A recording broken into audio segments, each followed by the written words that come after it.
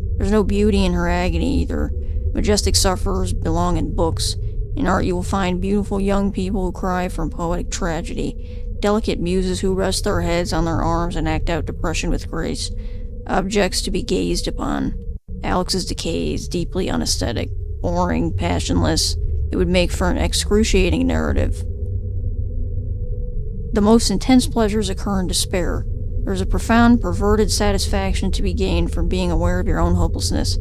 It feels comfortable to let go, to let the world carry your corpse for you, to let misery consume you entirely, to vanish, knowing there's no escape from the pit you've dug yourself into. Alex sinks into the bed. The mattress slowly engulfs her body. Being unable to move is soothing. To sleep is to taste death. Once reality withers away, the dreamer may experience peace. So Alex is not doing well. What is going on? In a dream, Alex is dust. She dangles from the usual transmission tower. An invisible force pins her weightless limbs to the steel. What in the hell is that? A familiar being of deathly appearance keeps her company? Hello?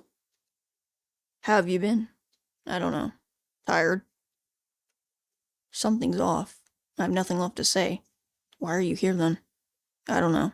Misplaced, maybe. It doesn't matter. Soon enough they'll come and burn everything. Round us up, execute us. I think everyone is just waiting to die. And you? Who is this guy? I met a girl. I see. She's nice. You've met many. I'm hallucinating, aren't I? I'm very sure of my existence. Why would you want to be here out of all places? I just like watching. Are you some kind of sadist? How could my life possibly interest you? Each individual is their own world. After all, isn't every person deserving of love? Of course not. Are you willing to love just about anybody? Oh, anyone? Alex looked confused. She couldn't answer properly. There was something disorienting about the moment. Huh?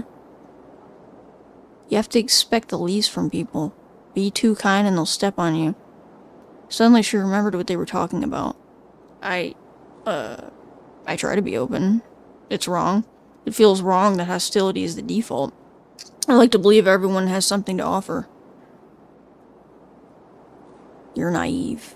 Maybe. I like that about you. Really? It takes some purity of soul to be naive, but it makes me concerned. I think I talked to God. What did he say? I don't remember. Do you think he still cares about us? He doesn't take any of this too seriously. It's comforting in a way. I'm scared. Ooh, it's starting to rain. Looks like it's about to rain.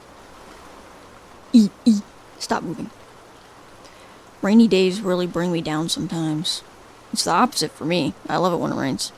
Really? Why is that? It's the little things, you know? I love the sound of it. The little tick, tick, tick on the windows. It's almost like music. Sometimes the rain will accidentally play a few notes and you just think it'll start a melody. But it always trails off. It's pretty too. After it rains, the grass and trees get a shimmering look, like they're made of glass. It's hard to describe, but I love how it looks. I get what you mean. I guess I just never paid much attention to it. Most days end up looking so bleak. The weather clouds over, everything's darker all of a sudden, messes up my sense of time. It's like the day ended sooner than it should. Today's a little like that. I don't know. I find that stuff beautiful. There's a surreal quality to a day that looks like night. Is this the place? Yep, I'm sure you'll like it. The ice cream shop! The ice cream shop was nearly empty, silent except for the muffled sound of rain.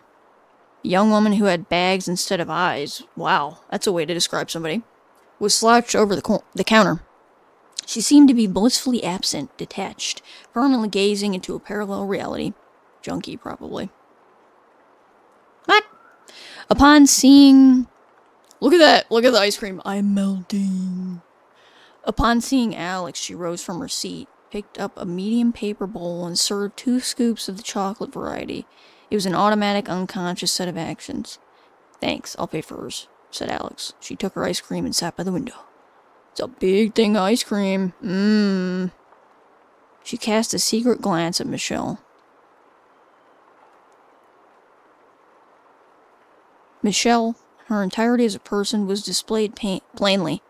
All of her memories, sensibilities, peculiarities contained within a simple human form in full view. Infinite complexity made observable. Alex looked at the girl as if admiring painting. There was a universe inside Michelle, one which Alex felt she could reach into, mold, leaving her own fingerprints across her malleable essence. It occurred to Alex that she wanted to touch Michelle, gently, to make sure she was as tangible as she seemed from a distance. You gotta stop spending so much on me. It's cheap. Still, I don't want you to feel guilty. Go on, taste it. Ooh, what flavor is that? Her eyes widened. She smiled. Such a sweet, sincere smile. What an admirable creature. It's good, didn't I tell you? I've never had the strawberry one. Can I try yours? Sure.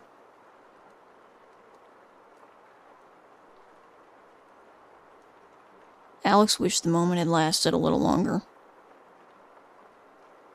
It really is good. Here. Now, I will say, I actually don't really like strawberry ice cream, but I will make an exception if it's Neapolitan. It's the only time I like strawberry ice cream. Or if it's like... Have you guys ever had Outshine bars? The strawberry ones? Really good. I feel like my voice is giving out. Hold on.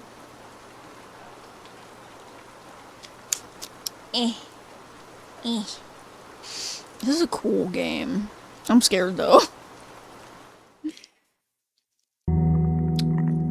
When the rain stopped and the sky cleared, the day was already dying. The final remnants of sunshine tinted the town a foul orange. Foul orange? Broken windows, rusty gates, and ancient asphalt were coated in a thin, frail veil of light. I think it looks pretty nice. The sun smiled at the girls with indifference. A reminder that despite the rain, despite the darkness, the rest of the world kept going, unchanged. Hey, it's nice out here, man. I'm really tired. It's okay if you want to go home. No, it's fine. I like this, being around you. It's just... Is there music? Oh, there is. I don't even know what I'm tired of. I don't even know... Oh, I'm just fed up, in general. Do you ever feel like that? Yeah, but I try not to think about it. I don't know. These days, it's like I don't even wake up. I just let some mindless impulse control me through the day while I sit back and watch. And I just watch, and that's all I do, all the time. I just watch and watch, and... I really lost something, I think. Something that tied me to reality. Some innocence. Some impalpable kind of profoundness. I don't know what I'm talking about. I get it. The world feels a lot smaller now, doesn't it? I think about the books I used to read. Stories felt more real, larger than life. I guess I thought I'd live out my own fantasy at some point. Things are more shallow than I expected. Yeah. Maybe that's what happens when you get older. I don't feel like I've grown up at all. If these are supposed to be my best years, it's all downhill from here, isn't it? I think I missed my chance. We're young. There's still time.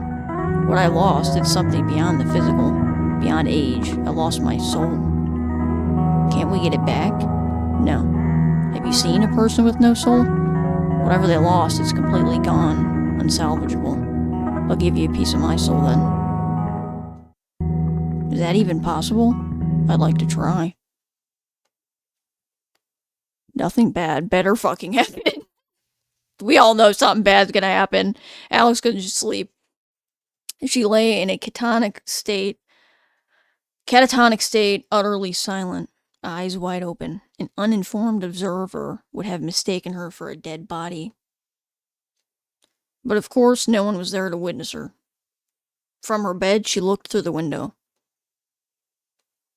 A tree. An insignificant shape. An object so familiar its presence barely registered. Still, she analyzed it intently. Something seemed different. Michelle's words came to mind. A nearby lamppost illuminated the foliage, granting the edges a delicate rim light. There was something ethereal about the tree. Angelic. Droplets would slowly contour the leaves, drawing a fleeting silhouette against the dark backdrop. They'd fall and for a few moments glisten amid obscurity, like dozens of little shooting stars. She admired the composition, mesmerized. Had she never stopped to notice? It started to rain again. The raindrops, even in disarray, resembled a symphony.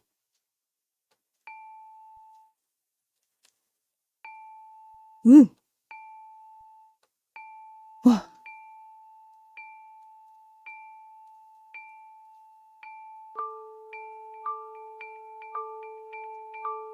Oh.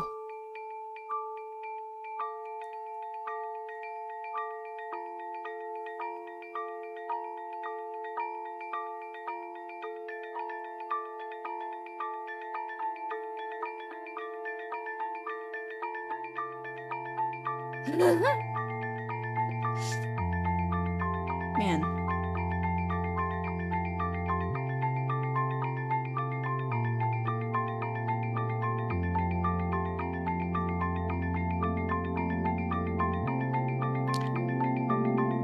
We don't really know much about her home life. Do you think that that was her car that they were looking into? Why do I kind of feel like it was? I could be wrong, but why do I kind of feel like that was her car? Yeah, I do. This game's fucking cool.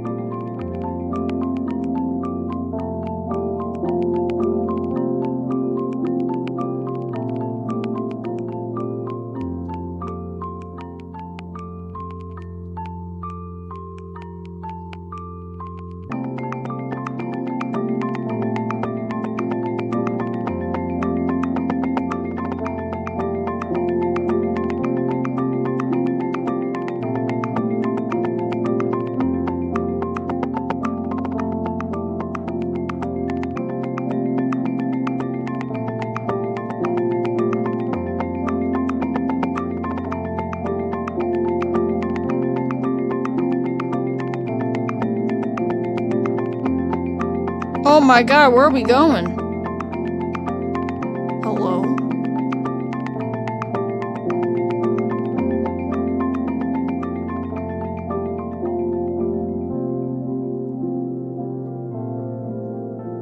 It was like a movie. What the fuck?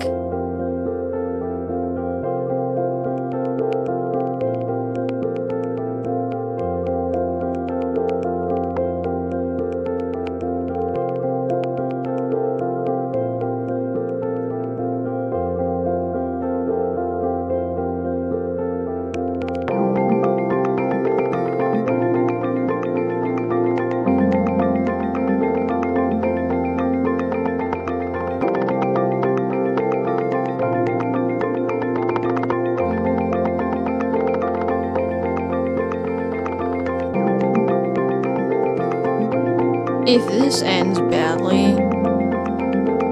I'm gonna be pissed. I'm just kidding. I'll be sad, but... Ow, damn.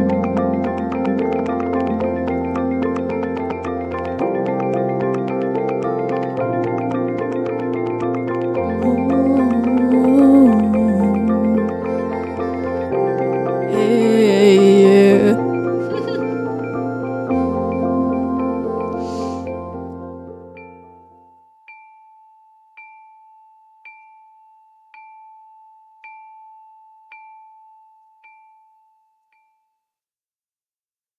Damn. Chapter 6, Images. Alex is late. Oh shit! Oh, we can save! Wait, no! Return. Help me. Alex is late. Ooh, it's fall. Michelle waits. Don't. Against the cold, the sun's energy contains her. An invisible blanket of safety wrapped around her tightly, embracing her fully. Submerged in warmth. If time ceased to progress, if the birds turned rigid mid-air, and the fallen leaves never resumed their uneven sway, Michelle wouldn't complain, happy to be trapped in this moment forever. It is pretty chill, man. But she would miss Alex's company. Sunlight is a sedative. She slips into a state of numbness. Her sight slowly drifts across the scenery. The soil is dry, aged. The grass looks brittle. The trees, feeding off an exhausted provider, curve into themselves. The scene evokes a sense of lost youth. One day, perhaps the vegetation bloomed vividly and in varied colors, pleasing the eyes of passersby, good night, enamoring beholders. There isn't much left. The air is heavy, no sound but the rustling of leaves. If every person in the world vanished, she didn't notice. Oh, thank God! In the distance, a humanoid creature takes form. Alex is in no rush to cross the dying garden. Looking head-on, it's as if she's standing still waiting for Michelle to come to her. Or not. Perhaps she's indifferent toward her admirer. Immobile only to assimilate into the environment in an effort to become a tree herself. Hey. Sorry I'm late. It's fine. Alex? Yeah? Are you actually here? She doesn't answer. We only see each other when there's no one else around. Dude, I'm telling you, what if that was her car? And I don't know, maybe she's been dead? See, now I'm just getting a bunch of ideas. Let me calm down. Let me just calm down. We only see each other when there's no one else around. And I never really notice when you arrive, you just appear. So maybe you're a hallucination. No, wait. I don't know. I'm as real as anyone else. Aren't you cold? Let's get in. She's like, genuine beauty emerges when the girl is focused, a beauty that can only manifest when she's unaware that she's being watched. She turns a page and adjusts her glasses. Her gestures are elegant and delicate, but assured and firm. Movements executed with no audience in mind. Okay, maybe she's not dead. I don't know. Should save in case. How the fuck did I do that? Oh. Nice. This is fucking awesome. Alex is effortlessly beautiful. She's like, oh shit. What are you smiling about? Alex's tone is indecipherable. Is it a rhetorical question? She seems amused. Nothing. You look nice today. Dang, where are we? Just chill. Hey. Music. Poor Folk was his first novel. He wrote it when he was 24.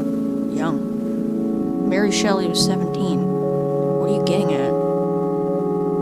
I don't know. I picture these classic writers as old, disgruntled people. Like their portraits always show a vague sadness in their posture, a lack of light in the eyes. Yeah, that usually comes with age. All good artists have lost something important to them. Would you say suffering gives people depth? No. Maybe it does, to the right people. 24. I want to reach my 20s having done something like that. Like writing a famous book? Yeah. Just, something great. That really, really matters. That really makes a difference. Have you written anything? Not yet. This type of skill doesn't develop overnight. It's just that school's been keeping me busy, but I'll start soon enough. One of these days. How'd you like that book anyways? It's a passable mystery story. Nothing worth talking about. Did you like Poor Folk? Yeah. Dostoevsky? Nice name. He really knows how to write compelling characters. I understand them better than any real person. Well, he knew how the human mind worked. He was an empathetic man. Most people, real people, aren't this complex. I feel like his characters are only interesting because he himself is a profound person. He gets it. All these important writers and philosophers and people who do great things, they get it. What do you mean? They just have something that allows them to see the world differently, more clearly. It's what sets them apart. What, in essence? Yeah, kinda. I think it's something you're born with, so you either have it or you don't. Who else has it? Kafka? Poe? Shakespeare? You have it. You don't know me as well as you think. You do have it. You're the most profound person I've ever met. No one else could do the things you do and say the things you say. You're irreplaceable. I never feel like I'm wasting my time with you. There's so much you have to offer. You're above most people. You're worthwhile. That's a bit objectifying, no? Am I, like, worthy of attention? Am I valuable? Am I human to you? Michelle sleeps. Nightmares rarely scare her. She saw the sea once, when she was very little.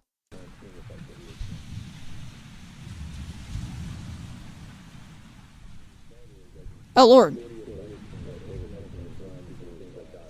Hello? What's going on?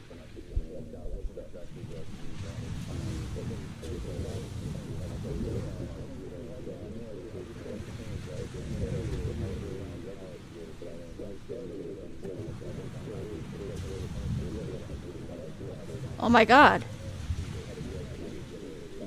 What do you want from me? I'm scared.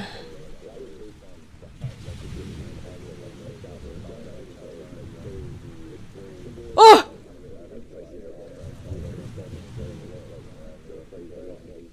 Oh my god.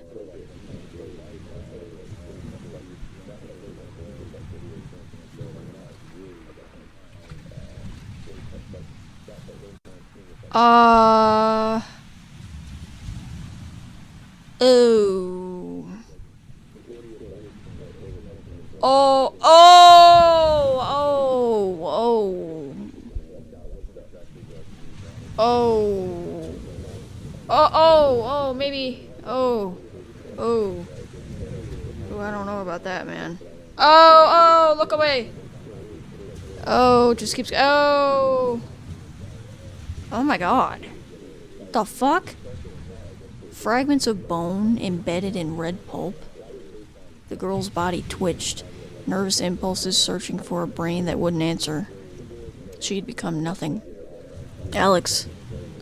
Michelle tried to gather the red mud around her. Around with her hands in a desperate attempt to reconstruct Alex's head. Alex. She didn't answer. I'm sorry, Alex. Alex. Tears mixed with blood? Chapter 7, close to the pavement.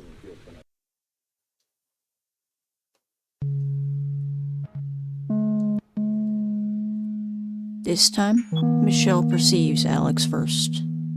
The girl sits alone on the usual bench, drawing on a notebook. She scribbles, stops, takes a look at what she's made, then scribbles some more. She follows a rhythm, absorbed in her own production. In this moment, there's nothing exceptional about Alex. She nearly fades into the crowd. Her beauty is singular, however. Michelle loses herself in the details of her friend's gestures. The way she fidgets with the pen as she reconsiders the design, how her eyes narrow as she focuses, her quick, decisive wrist motions. It's all so mundane, so utterly captivating. Michelle wants to become acquainted with these details. She wishes to see these mannerisms time and time again for years to come, to become intimate with every ordinary aspect of Alex's existence, to grow into Alex as roots grow into the earth. Alex rests a notebook on her lap and looks around. Her eyes dance through the crowd and eventually find Michelle's. Her neutral expression blossoms into a beautiful, bright smile. Warmth overtakes the senses. For a moment, Michelle exists outside of her own body, entirely within Alex. Hey. Hi. So maybe she is real? I don't know. What's it supposed to be? Dear, you're not very good. I know. It's just for fun. Oh, that's not bad. I mean, I like it. It's kind of cute. Did you give her a name? It's male. Where are the antlers, then? Oh. I'm out of ideas. What should I draw? A dog. That's boring. A cat. Come on. You could draw me. No. Draw yourself. I don't know what I look like. It's okay, I can describe it. Let's see. You have kind of a round face, soft cheeks, a cute nose. Your eyes, they're like elegant. You look delicate. Really? At first glance, you're just really conventionally pretty. But I've started noticing some details lately. Imperfections? No. I mean, yeah, that too, but I meant quirks. Simple things. Like how your eyebrows raise a little when you smile, or how you look me in the eyes when I talk to you. I think that's lovely. You have this way of looking at people, like you always know more than you're letting on. You know Mona Lisa? Of course, you remind me of her. I really want to understand how you see things, how you feel. Is that weird? I hope I don't disappoint you, she says jokingly. Or not. It's hard to tell. So what do you think? You don't look like that at all. Oh, I really tried. Here, let me... Your eyes, they're like this. Your hair is much nicer. Your shoulders aren't this slumped, and... See? Oh, that's cute! Guys, my nose is running. Hold on.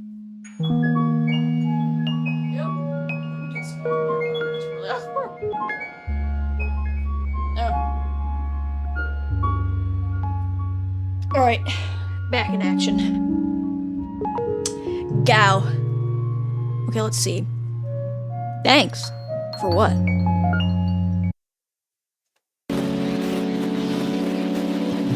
The clouds seem to threaten something, to be at the precipice of great change.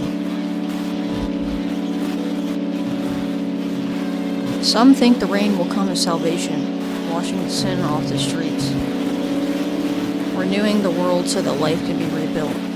Anticipation fills the hearts of the fools who still look up at the sky. I dreamed about you recently. Thank you. What was I like? Passive. On second thought, it wasn't you. You just looked like you.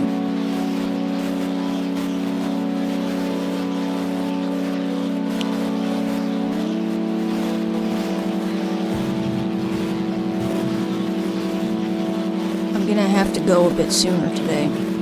Oh, yeah. Gotta cover someone else's shift. Who's that? Ada. Your friend? I don't have friends. You know that. I'm your friend. I think you're more than that. Like, what do you call two people who are more than friends? Like, family? Yeah. What answer exactly did she expect? What reason did Alex have to see her as more valuable than any ordinary person? I think I like you more than my family, being honest. Do you even like hanging out with me? Or is it just because you've got nothing better to do? Why would you say that? Asked Alex, a hint of heartbreak beginning to creep into her voice. Yeah, damn, why the fuck would you say that? Michelle felt sick to her stomach. Sorry. I just like spending time with you. Is that so hard to understand?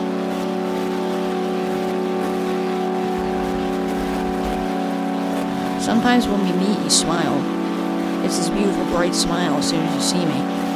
One day I'd like to understand what it is about me that makes you smile so vividly. Whoa! I really gotta go now. You can come if you want. I have to go home and study anyway. See you tomorrow.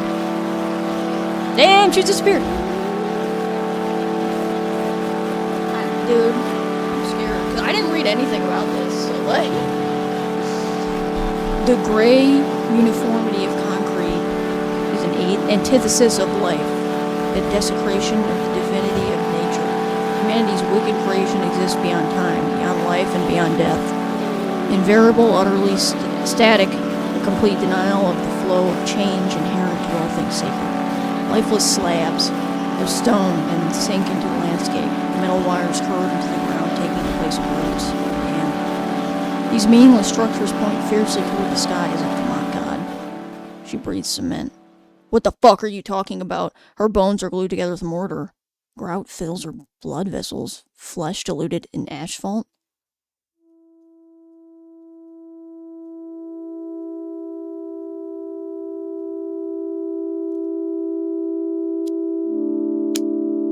Nothing bad better happen. Oh, oops. Alright. Alex wanders aimlessly. She drifts through town in a stupor, neither fully present nor fully absent, merely anesthetized, drowning, observing a reality through a thin veil.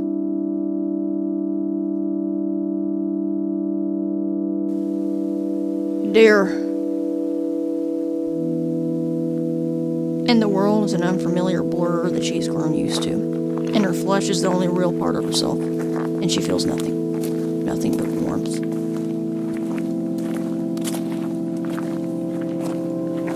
Hello.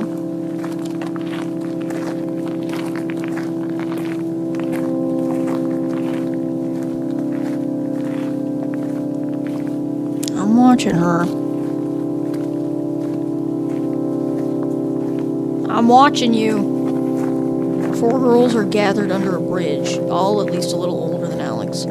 They're too far away, their laughs and excited remarks blur into indefinable noise. One of them smokes, another writes something on the wall with a marker, shows it to her friend, and they both giggle. Alex watches from afar.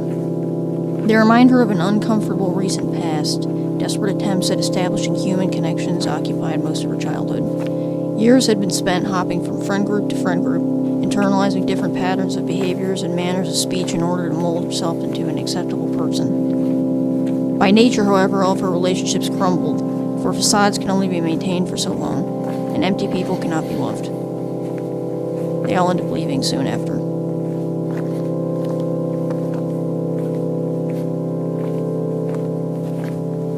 Ugh! In peace? No. Just numb. Fading away from my own consciousness. Soon enough, there'll only be a body being carried by the wind. Your mistake is seeing yourself as separate from your physicality. You are your carcass. I am my carcass. Who is this guy? I think I've made my peace with it. It'll be over soon. Then what? It is your right. Although it will mark her for the rest of her life. Dude.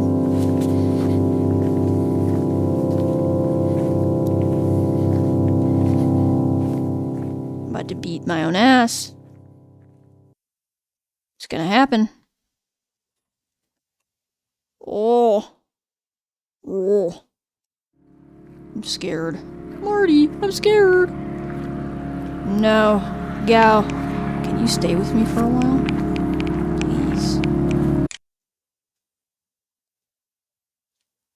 Man. When she woke up, the day had already left her behind. Chapter 8, Fallen Tree. Man! A fleshy patch painted the road red. What was left of the carcass, the black half and 4 broken legs, vaguely suggested the shape of a dare. It couldn't have been struck by anything smaller than a truck. The girls stared at the formless thing. Emotionlessly, Michelle partially expected to see it stand up and hop away. It looked more alive than many people. What do you think was the last thing running through its head? Fire. Oh, that's... Come on! They must see something in the headlights. That's why they stop. Like what? A spirit? Something beyond this world, something beautiful. Some universal truth we can't understand. Maybe it saw heaven. I think, deep down, they know they'll die, and they stare into the light because they can't accept their fate. They go blind by choice. Do you think it can understand its own death? Can we? I feel bad for it. It's just an object now. Still. Yeah. Another plane flew overhead. This is literally like a movie. The sky looked particularly bleak in the afternoon, colored by a decaying gray as if the atmosphere had been lined with the skin of a corpse. And we've been saying corpse a lot, huh? I feel like one day I'll die a horrible, painful death. Why? Seems like a fitting end. Man. Sometimes I look at things and imagine how they'd kill me. I picture myself falling off railings, breaking my neck. Jesus. Or a car running over me. Or someone hitting my head with a bat. And I just lie down there broken, gasping for air, slowly dying. Always slowly. Do you want to die? I don't know. Not yet. I feel like I'll kill someone one day. Like it's inevitable that I'll end up resorting to violence. I'm scared. Like, genuinely, it's not wrong to think of places as people. After all, they are themselves defined by their relationships with society. Humans tend to assign meaning and function to otherwise characterless spaces, developing profound connections with their surroundings. Places then store memories and they store human life. In the process, they acquire a life of their own. However, anything associated with the past is bound to be covered in rust. It's in the nature of civilization that forgets. A place cannot outlive its purpose, it ceases to be a place, simply. And such is the tragedy inherent in the life of an object. Do abandoned houses miss their inhabitants? Do inoperative factories mourn the items they can no longer produce? Can empty stores remember their customers? Do places have memories? Can they forget? What is the essence of a place? Can a structure lose its soul? What do you think they did here? Something perverse. Evil. Yeah, although they didn't know it was evil. I think my dad used to do work like this. Really? He never gets into the details of it, but I know he did stuff for these mill factory things. Then they started canceling the constructions. He'd be out of work for months. Then what happened? Nothing. We just had to make do. Seems it's taken a turn for the worse these past few years. Yeah, my dad always says people were more optimistic back then. Things used to be more guaranteed. Hard to imagine. I can't help but feel like we came in after the end of something important. These posters always make me uneasy. Oh, these? I don't even pay attention to them anymore. They're all over town. That's what's disconcerting about it. We get used to them, but I don't know. These kids had families. Whole lives just lost like this. The child stared back, smiling. The boy had existed merely as a shape, as a part of the backdrop, present and familiar, but never consciously acknowledged. A lamppost, a trash can, a child's face, a human, reduced to an image. She read his name, Jason Graham. What was life like for Jason? What warranted a smile at the time of this picture? Did he know he would one day vanish? Michelle felt inadequate, imagining his fate made her nauseous. Maybe they're alive out there somewhere, all grown up now. Oh my god, did it work? Oh my god, it works! Thanks for following me! Did you guys see it worked? No way, look! Thank you! Thanks for following me. It says new follower, but I'm gonna change it back so it says the username. I just haven't because I wanted to see if it would work at some point. No way, I'm so hyped, thanks for following me. Dude, it worked. I was like, how did that play from my computer? I know, right? I'm so glad that it works. I've been waiting. Actually, I was hoping that it would happen today.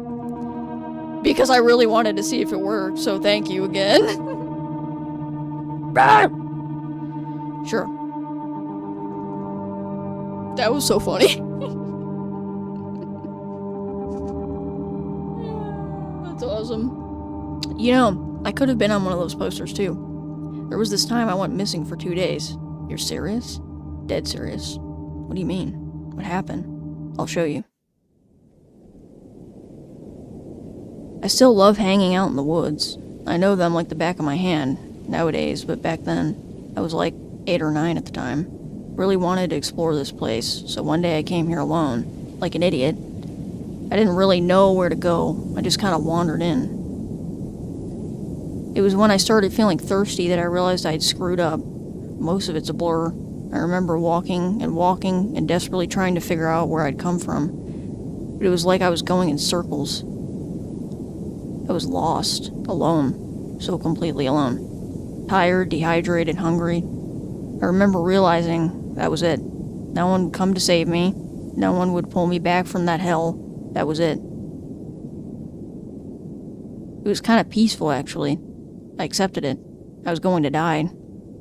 I just wanted to see another living being one last time. A deer, a bird, anything. Or maybe I wanted to be seen. No luck. Oh, I remember. I saw this clearing and thought it was a way out, because it reminded me of this place near my house. Actually, I almost got lost in the woods one time with, like, 2 of my friends. This was back in, like, 2018, I think. Literally.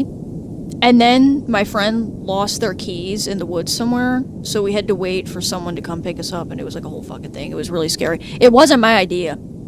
I just followed. I ran over here just to find more trees. Felt almost like a cruel joke at my expense.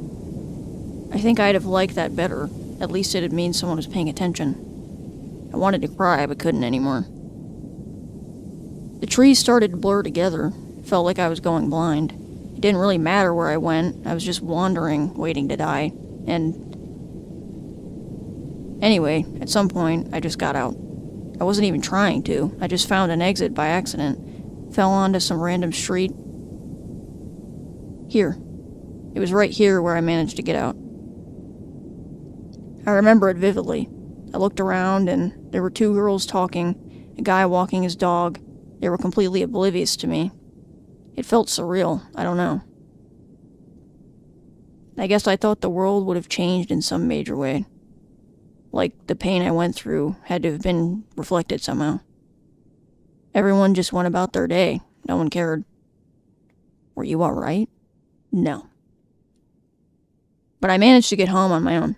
My dad was freaking me out. He cried so much. Said the police couldn't help. They didn't put you on the news? No one sent a search team? Nope. Went to school the next day, same as always. And, I don't know, your neighbors? Classmates? No one asked about you? People don't really care about each other like that. Damn. I care about you. Why? What's there to care about? It's not like I've done anything to deserve it. Do you need to prove you deserve compassion? Can't a person be cared for just for having been born? You can't expect to be loved if you don't have anything to offer.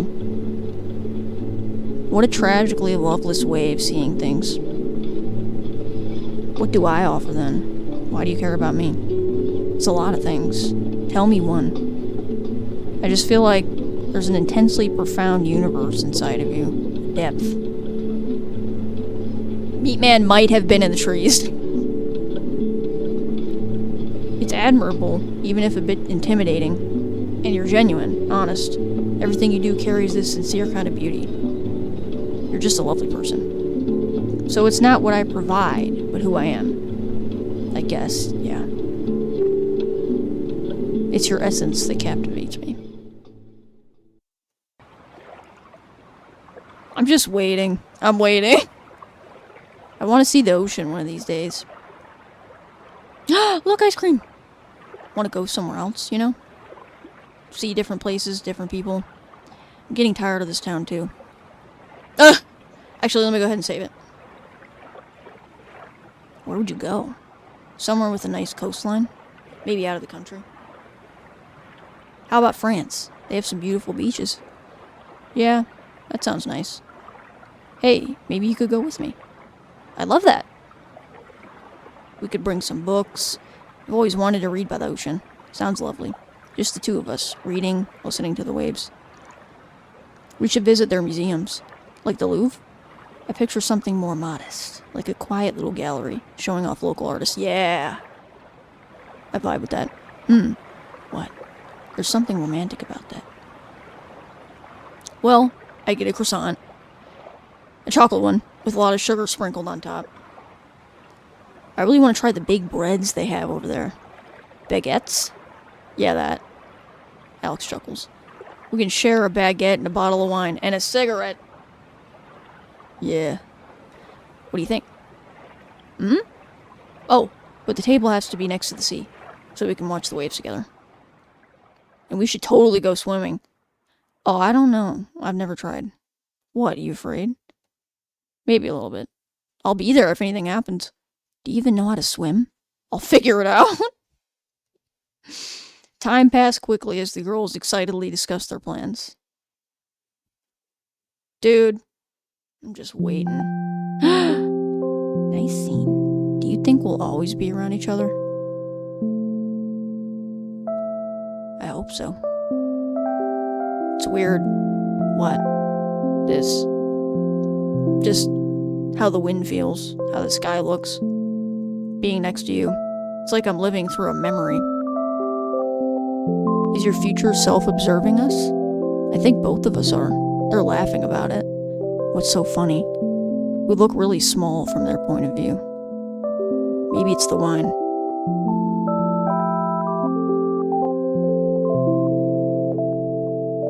What's your favorite movie? I don't watch movies. Really? How come? I don't have a TV. I went to the movie theater once, though, before they tore it down with my dad. What'd you watch? No idea. I was like 7. Are you doing anything tonight? Not really. I have a tape player at home. Maybe we can watch something together. Alex paused. In her enthusiasm, she had forgotten the state of her house and the meat sack that lived off its corpse. Oh my lord. Please don't make too much noise. Okay. In deep slumber, the amalgamation of flesh breathes heavily. The girls quietly make their way past the grotesque display. Mold crawls up, down, and into the walls. Useless junk clutters every inch of space. The smell, foul, hints at the presence of dying matter. Hidden away, stuffed under the floorboards, decayed yet still pulsating. The house is submerged in filth. Rotten. Deeply, irremediably rotten. Michelle surely only pretends not to notice. Her disgust makes itself more apparent as they pierce deeper into the bowels of the structure. Alex grows regretful with every step. Any idea of dignity has been discarded. The truth is clear. No turning back now. They enter Alex's room. Sorry, I know the house is a mess. It's okay. I don't mind. Aw, look at her room. Your room's much nicer anyway. I try to keep it tidy. I could tell.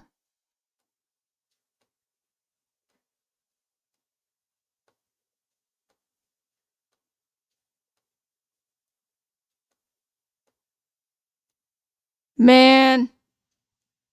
I know I'm gonna be so mad at the end of this. I know I'm gonna be so fucking pissed. I'm already, like, preemptively tearing up. Ooh, what are we watching?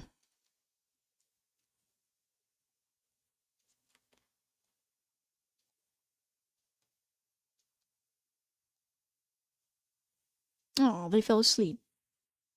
Not long after, darkness enveloped them. As their minds wandered into a conjoined dream. Ooh. To sleep is to taste death. No. No. You don't cease to be in this world. Sleeping is a state of being. Sleeping is like loving. To sleep is to exist outside of physicality entirely within yourself. To sleep together, then, is to inhabit one another, to join souls. Chapter 9, Faceful. Aww. Alex wakes up to the sound of her own dream fading away. The early sunlight creeps through the blinds and caresses her skin. Michelle still leans against her, softly breathing. Man, I wish I could fall asleep that easily. Alex breathes, too, for the first time. She looks at Michelle. Her body buried into hers, her chest slowly compressing, decompressing, restful, pure. It's the first time Alex has been this close to another person, this intimately intertwined with another living being, aware of them, aware of their body simply, of their heartbeat, of their breathing, of their smell. Michelle smells like burnt paper. Burnt paper. Alex feels Michelle's blood flowing through her fingers and within her own veins. Hey. Michelle wakes up to the smell of coffee and toast. Yeah. Hey. Hey. I made breakfast. Thanks. For a moment, they sit in silence, searching for reflections in each other's pupils. Can you play me a song? It's been a while. I'm rusty. Please? Which one? One of yours. Okay, so this one goes, let me think. Ooh. Hey. Michelle closes her eyes. The universe is Alex and her music. Only. Nothing else matters or exists. Her smile can be felt through her voice. An angel out of tune. Nice. It begins to rain. Silence reigns.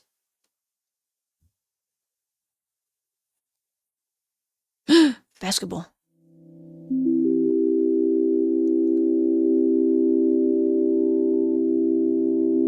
Sometimes I feel like I've known you for longer than I've been alive. Maybe we met each other already. In a past life or something. Do you believe in that? Yeah. I don't know. What? Just seems tiring to go through all this again. Will we come back as different people? As different beings, too. Maybe as deer. Or birds. But we'll always cross paths in some way. It's a comforting thought. I'd like to be a bear. Why's that? They're strong, big. I think I'd want to be a fish then. A fish? Yeah, so you can eat me. Oh, no, I would never hurt you. No, I want you to eat me. I'd be glad if you did. I don't understand. Just, it's like, I want me, my entire being, to be absorbed, processed by your organism. I want to become part of your flesh. I want that. But can't we just be, I don't know, a couple of swans? I don't want to make you suffer. I won't suffer. I'll keep existing, but in a different way. I'll inhabit your body. I'll be there, in your organs, in your bloodstream, inside of you. I've been thinking about this a lot. Ooh, I like this. Alex thinks of the morning, and within her arises a sensation of bittersweet anxiety. Love comes to mind, longing, but words don't suffice. She yearns for something undefinable, maybe non-existent. At a basic level, she desires to burrow herself into Michelle. To smell her hair and to listen to her sleeping murmurs. To be accepted into her body. To share the same warmth, knowingly, mutually. Alex cannot bring herself to look at her. It makes her ill, fills her with a tenderness so intense, so painful that it borders on heartache. I think I have to go home. Are you okay? Feeling a bit under the weather, just need to lie down. I can come with. I have to be alone for a bit. See you tomorrow? Yeah, sorry. It's okay. Please get better. Michelle? Oh my god! Oh. Hey, love this. Love this. What if something bad happens? I'm scared. Marty, I'm scared. The warm hues of the afternoon fall upon Michelle as she walks home. The air is thick and sweet. The sky looks clear. The flowers borrow some of the sun's light and shine brightly amid the dry grass, like small fires sprouting from the earth. Cicadas hum quietly in the distance. No one's around to hear. It always stings a little when they have to part ways, but even in her absence, Michelle can feel Alex. She sees her eyes shining through the leaves, senses her smile and the scent of flowers. Alex is the trees and the air. Alex is the sun. Alex has grown roots around and into Michelle's heart, and she runs inside of her blood vessels and flows in and out of her lungs.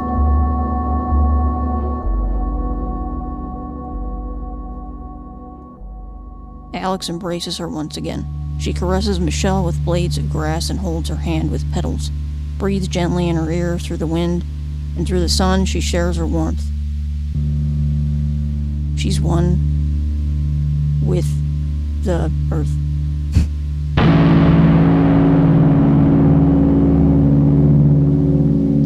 A fuzzy afterimage of the girl remains burned into her retina.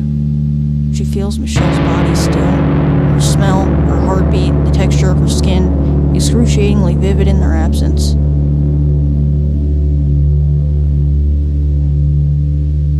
Alex feels something dislodge. A piece of her torso fell to the floor, slipped from under her clothes when she wasn't looking. It's a symptom of a chronic condition, an adverse reaction to an intruder present within her from birth. She takes off her sweater to reveal a gaping hole in her torso. She touches it lightly. It feels good. The crater burns as she runs her finger along the edges, pressing against the exposed flesh. And for a while she just sits, hand in her wound, sensing every twitch, taking in the pain with depraved pleasure. She thinks of Michelle. She thinks of her purity, of the beauty intrinsic to her being, and in a way she violates her with desire, with compulsive affection. Oh, I'm sorry. My phone, vibrated. Soon, caressing turns into prodding, which turns into clawing. The hole grows larger as she digs deeper, desperately, as if trying to find another person buried underneath her flesh. A frail, meaty thing, uneven and injured, fingers drenched in blood, decomposing. The lump has stopped pulsating. She looks closely. Embedded in the meat, two eyes look back. Chapter 10, Dog and Flower. Man, what is going on?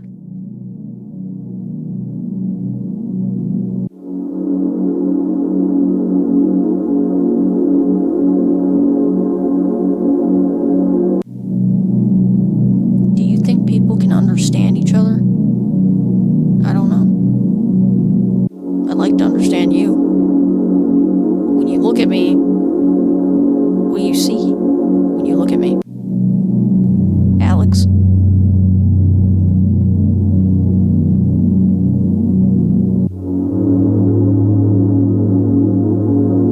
It reminds me of you. Why? I don't know. Most things do.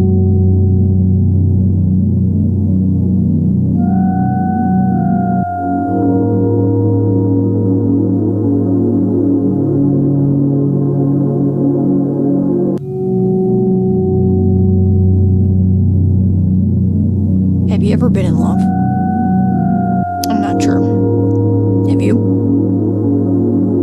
Yeah. What's it like? Encompassing, liberating, suffocating, I think. You can't define it. You just realize it happened. You realize you're used to her mannerisms, you miss her presence, you miss her voice. I think I felt something like that. Can I tell you a secret? Yeah.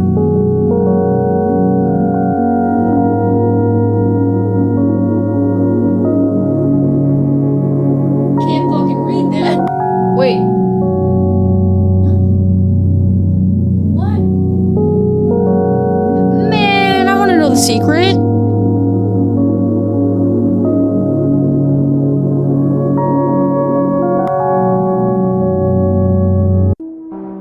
Dude, what was the secret? What the fuck, man? What the fuck was the secret? You wouldn't be a bear. I was thinking, doesn't seem like you. What would I be? I've been trying to figure it out. Something more graceful, I guess, but not frail. I think you'd be a tree. Why's that? I feel like nature isn't pretentious like people. A tree is just a tree. A bird is just a bird. A flower doesn't need to justify itself. I think you're just like that. I'm not that noble, but thanks. The world's colors look lovely today. The trees assume uncharacteristic hues, a distantly familiar vividness reminiscent of a different time. It's as if the past has come to visit, if only for an afternoon. Do you think trees act a little in their own interest? How so? They wouldn't feed the animals if the animals didn't spread their seeds. They wouldn't strengthen the ground if they didn't feed from it. Trees don't really think.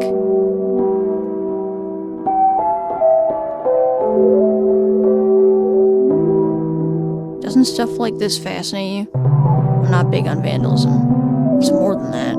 Something about legacy. Kind of a depressing legacy. Well, we're talking about it. This reminds me of a place.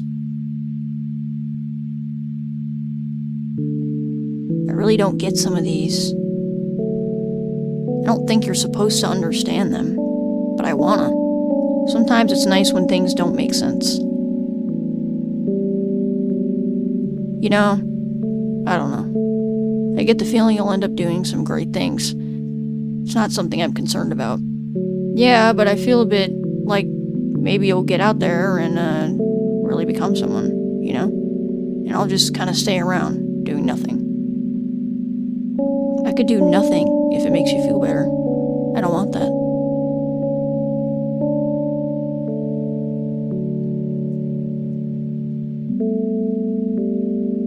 Hey, nice. What is it? Heart.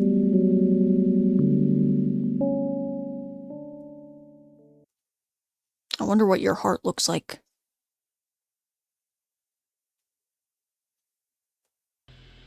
Daman. The moon is complete only when loved by the sun. Our star is an act of care, engulfs its lover with light and warmth, expecting nothing in return. The moon's happiness is apparent to all of us when it smiles, glowing intensely, blissfully drenched in love. And a crescent moon is a bright smile, full even in half. Are you okay? I think so, yeah. Are you? I think I'm okay. Ooh, the flower. I used to just walk around like this for hours, sometimes until the morning. This game is free? I'm glad you're here. Ever seen something burn? No. You wanna?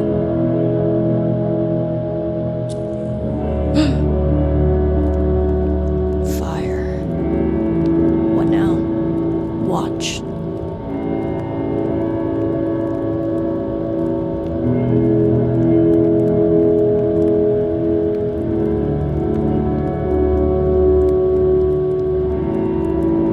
I love you. Man. What's gonna happen, man? What's gonna happen? Infinity looks upon our simple world of trees and electricity poles with compassion.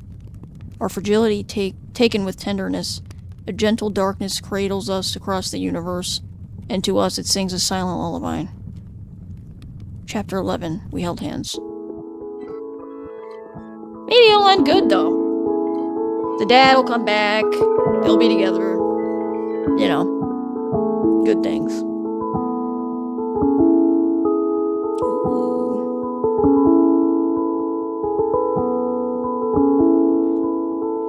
Oh, do I have to click?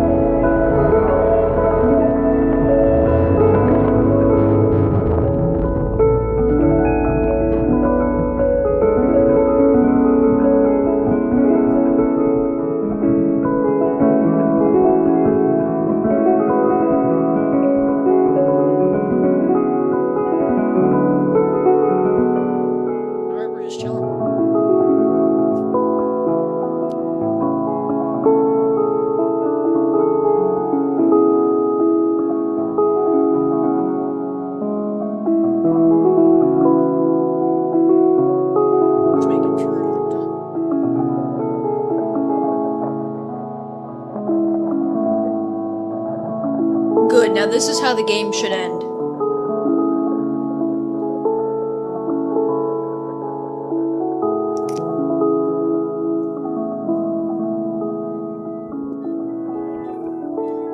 Oh, it's so nice when the sky looks like a painting. That cloud looks like your guitar. How come? Like, the shape is kinda... You see how there's a long thing coming out of it? The neck? Yeah. Sorry, y'all. Letting y'all know, Queso's live. And that part is the square, thing. Headstock? I think. Yeah, I see it. They're gonna get a tick. That one, it's a tree root. Mm-hmm. Or an antler. Or... capillary veins. Yeah. The afternoon is bright and full. So vivid that it hurts the eyes, so they rest in the shadows of branches. The trees themselves are loaded with life, scents and sounds flowing from the canopies to sweeten the air, and a serenity fills the chest. A soft ache between each breast leads the heart to the throat. A familiar melody catches Alex's attention. Michelle hums it without much thought, instinctively. Alex begins to hum along. The hushed choir accompanies the girls on their walk. Small dissonances complement each other, different chords working in unison. What have you missed? A lot. A great fucking game. This game is incredible. It's free. We're still going. As an FYI, y'all, I will be uploading all of the games that I've played to YouTube within, like, hopefully the next week or so. So, if, you know, you missed it, it'll be on YouTube. This game is, like, amazing. It just came out this year in April. It's like a movie. I mean, this is crazy. Do you ever feel, sometimes, sorry? I'm not sure if this makes sense. Right now, do you feel like you're here? I know what you mean. The world feels so real when I'm with you. I want you to feel the same. I don't know. I think...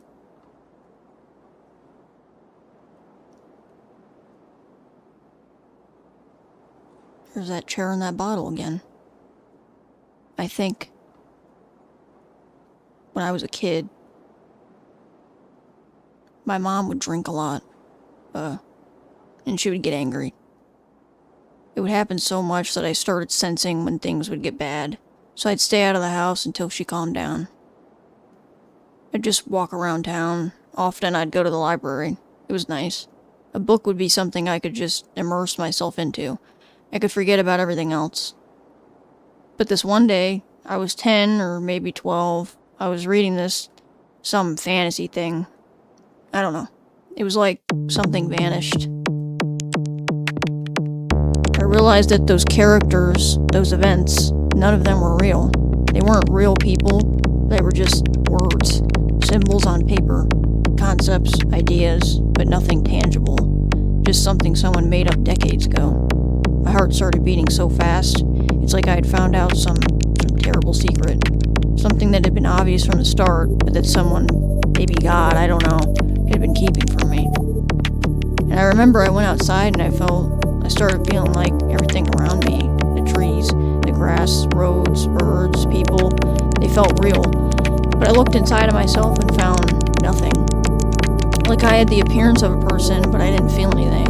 I wasn't there, present. I wasn't there. I was a character too.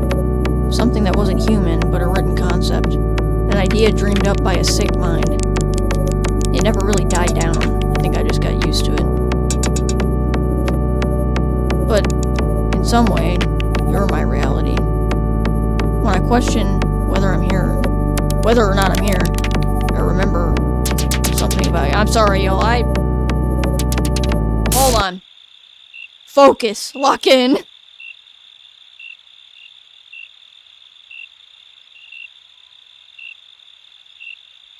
I love you a lot. Maybe this will turn out good. A warm shadow lulls the world to sleep. In the dead of night, the wind whispers and leaves breath. And leaves breathe. Bitch! My eyeballs! And nothing else sounds. You have such a lovely voice. Really? If I could somehow listen to you talk forever, that'd be nice. I love yours. It's soft and quiet and gentle. Isn't it hoarse? Cracked? I've grown to like that.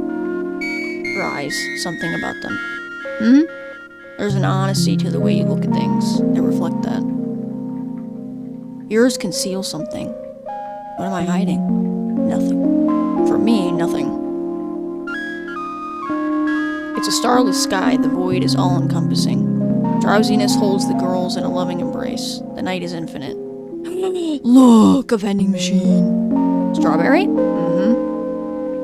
What is this? A drink machine? Thanks. Faint points of light pierce through a carapace of darkness.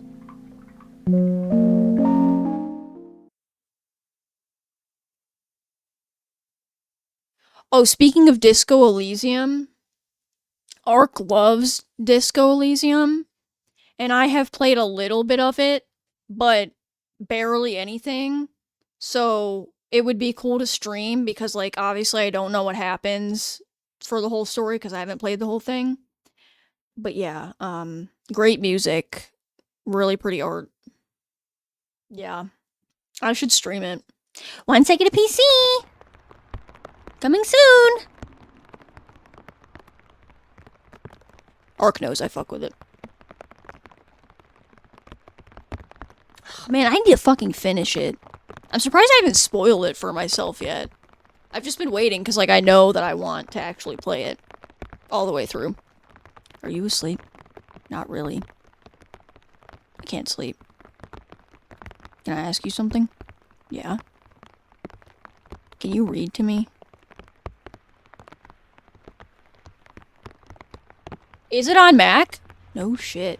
I'll check after the stream. I'd totally stream that. Whirling in rags. You get it. You guys would bond over that. Beyond love, there exists a sensation more intense, which can't be accurately described in any capacity. Hold on. Save. An ineffable closeness that once developed between two people becomes fundamental to their very existence. It's the experience of becoming. Metamorphosing alongside them, into them, merging so intimately that you both live as a single entity. It's the closest a being can become to a state of unity within the universe. Moreover, the cosmos itself is itself minuscule compared to such connection. I have faith this might end nice. Now I have faith, but I hope I'm right.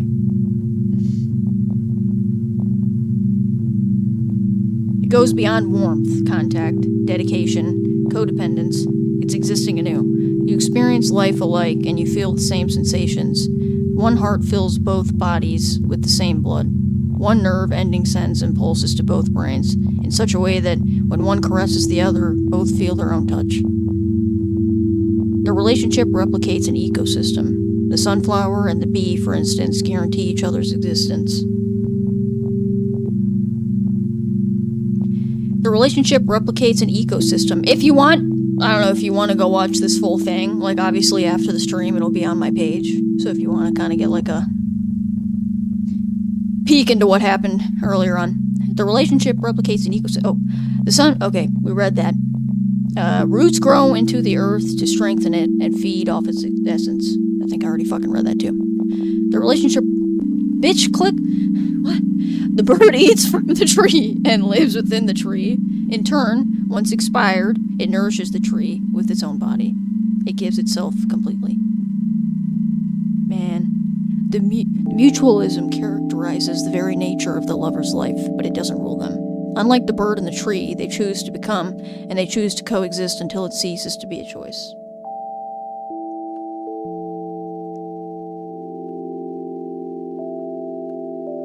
Sometimes I feel like a non-thing. About to become, but not quite there. Do you ever really turn into something? I think I want to be something more than living. What would that be? I don't know. Death, maybe? Living after dying? I wish I could be something like an iron beam, and when I died, something immense would come down along with me. I'd be glad if my body caused a fire. I'd like to be something that's there, you know? I want to be able to point to myself and say, that's me. Definable? Tangible. I can touch you just fine. See? Some people become lawyers, doctors. Those are just things you do. Only animals are. They can't not be. A cockroach is disgusting because it's just itself. It can't help it. Unclean, pure. It's some primitive thing that doesn't even understand itself. You gotta be unaware to be pure? Yeah. Something's patronizing about that. I guess cockroaches have something to be regardless. A cockroach is born a cockroach and stays that way her whole life. Being a person it's imposed. You have all these ways of being, and you're never one or the other. It's never felt natural. Just bars after fucking bars after bars. Just write that down. Would you still love me if I turned into a cockroach? Like Kafka? No. I mean, yes, I guess. Like a normal-sized cockroach. Will you keep your memories? Yeah. I'll still love you. I'll just carry you in my pocket, if that's okay. That's okay. Dude, man. The fuck? There's comfort in routine, a subtle satisfaction in living fully the most trivial moments. It's freeing to see the now for now, to live each inhale and exhale, to breathe and nothing else. There's comfort in reliving the same moments, observing the most inconsequential details, growing intimate with each hour of the day, reflecting on the qualities of the sun as it peeks from behind its covers in the morning, as it bathes life in the afternoon, as it fades in the evening. To grow intimate with the sun is to understand how light bleeds around edges, how it reflects off each surface, and so much of what we witness of the sun is through indirect means. We witness its light on the moon, on the soil, intermediaries. It sees us in our totality, while we can't bear to look. Just making sure I read that right. The light is still, denying death, illuminating an eternal day, which is eternal for as long as it lasts. Before time, nothing had age, and things simply were. Death and decay were indistinguishable from life, and the world was closer to God. Just buy me, come on. Damn. You're just launching the rock. Look. Hey! See? Let me... Hey! Getting there. Man, I haven't skipped a rock in a long time. I'm pretty good at it, too, I feel like. Night came softly. Alex has taken Michelle to a place of hidden beauty. Its colors follow intent, implying conscious artistry. Lake, branches, leaves, laid out in front of them as a painting. Places like this should last. Well, we're here. There's a frailty to it. Yeah. Does it bother you? I guess I'm worried I'm gonna run out of places to show you. I'm just glad you're around. I want this to be ours, just ours. Maybe it's egotistical. It'll be here for anyone.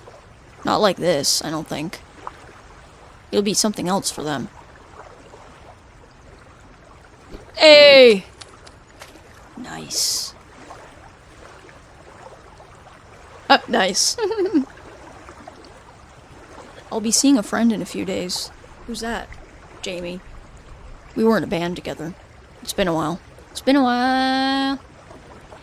Michelle felt a faint twinge. Wanna come? maybe we'll play something. Sure. Someone else had seen Alex before. Ooh, she jealous. Jealous. Oh, I gotta pee! Really have to pee. I could get used to this easily. Same sights, sounds, same person. If all could remain as is, that'd be nice. Heart synced. Slow night, light in its heart, weightless and dreamlike and quite gentle. We drift with the wind holding hands. A quiet satisfaction follows. Mutual understanding and silence. Can I sleep at your house today? I told you, it's just kinda cramped and it's okay. I just don't feel like going home.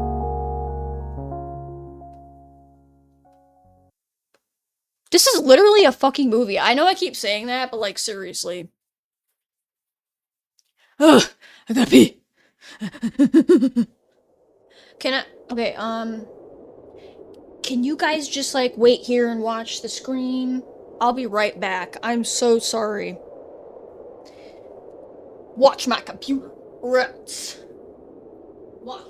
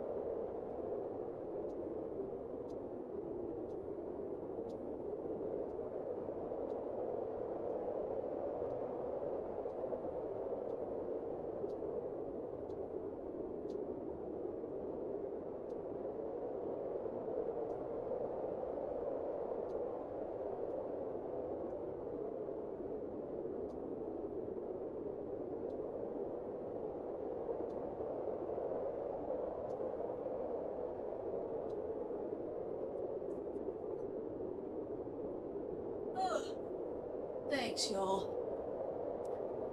Ugh.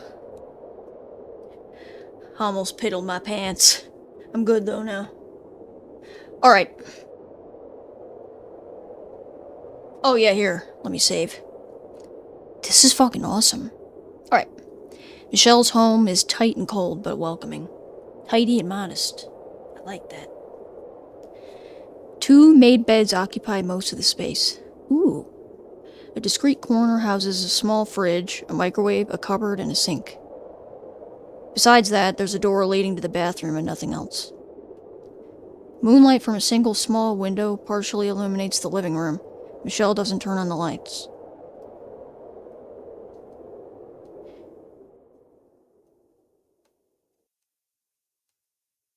Chapter 12. Withdrawal. I don't like the sound of that. She was alone. A group project or some other arbitrary affair had seized Alex for the day, and so an inordinate ache paralyzed Michonne and drove her to premature mourning. Absence left within her chest a black pit. She had difficulty breathing.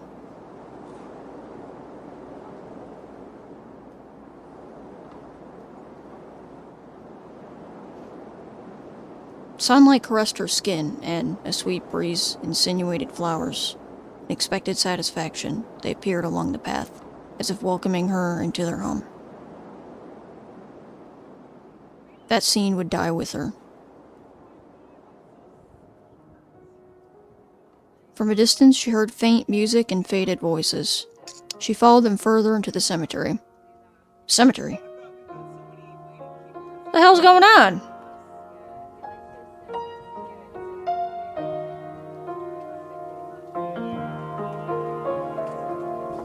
By the altar, there was a stand. It held a small book open to a specific page. She read its contents. I still remember the day you were born. I couldn't stop smiling, holding you. That tiny little thing that was going to be our future. You filled the life of everyone around you with joy. From the moment you were born, you brought nothing but happiness to us. You've always been loved by all, and we miss you. We all miss you so much. There was always a lightness in you.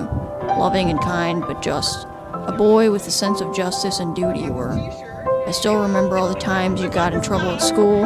It was always for feeding stray dogs, or skipping class, or things of the sort, but never bullying. I never told you, David, but I've always been proud of that. You never had cruelty in you.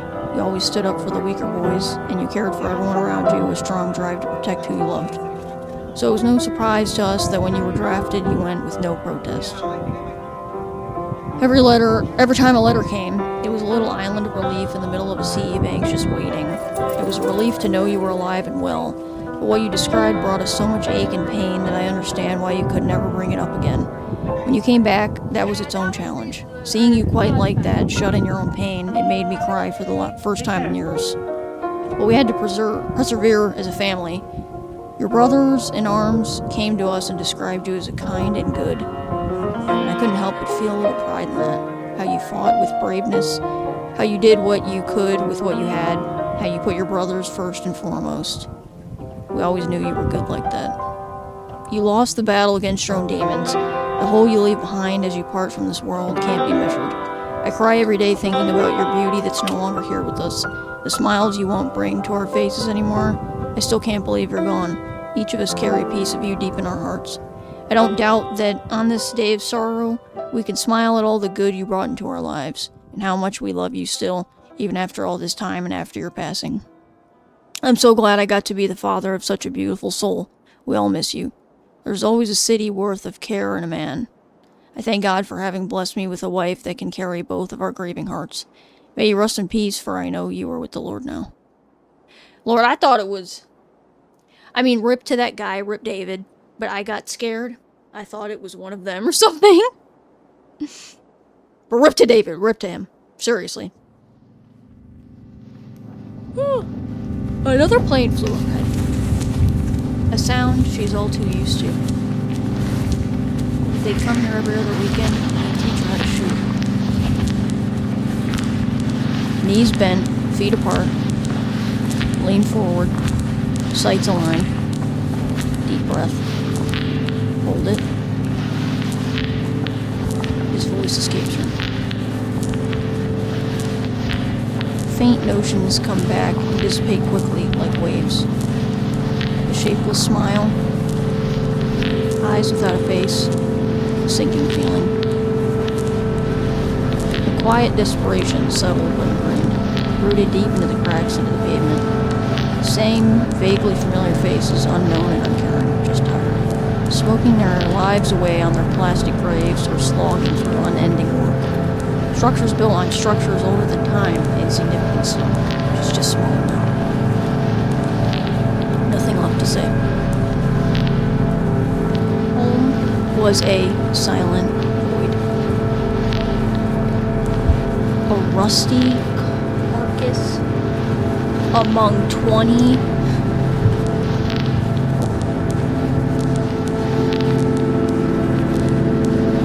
something buried carcasses. What the fuck?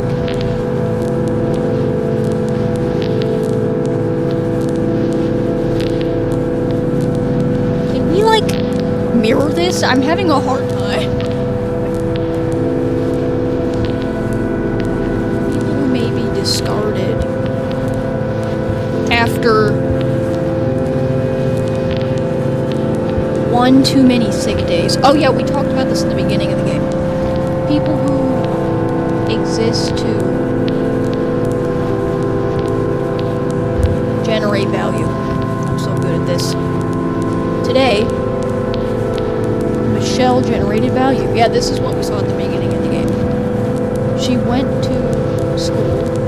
She did her homework. She fit in.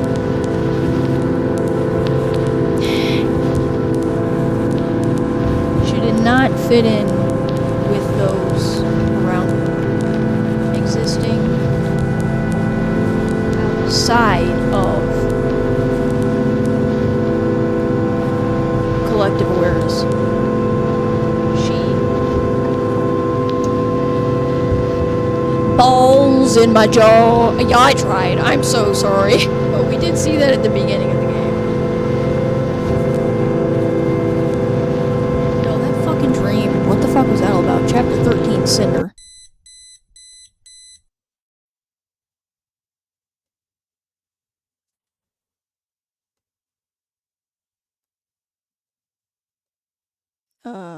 Dad?